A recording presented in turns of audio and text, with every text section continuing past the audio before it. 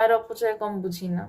আমাদের সময়টাকে ঠিকভাবে ব্যবহার কিভাবে করতে হবে, যেটুকু আমরা সময় পাচ্ছি সেটুকু সময় ঈশ্বর চিন্তায় লাগাও।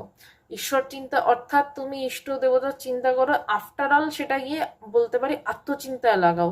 যেই চিন্তায় তোমার সব চিন্তা যায়, যেই চিন্তাতে আর অপচয় বলে কোনো শব্দ থাকে না, যে চিন্তাতে কোনো রোধও থাকে না, নিরোধও থাকে না, কিছুই থাকে না।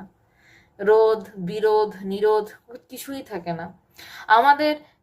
প্রাথমিক অপচয় যদি বলেন যে টাকার অপচয়, সেই টাকার সূত্র ধরে আসে কিনা চিন্তার, আমাদের মানসিক চিন্তাটার অপচয় সেই টাকার সূত্র ধরেই আসছে। কিন্তু যদি বেশি অপচয় হয়ে যায়, টাকার টান পড়ে, ভাড়ারে টান পড়বে, তার মানে তখন মানসিক অস্বস্তি শুরু।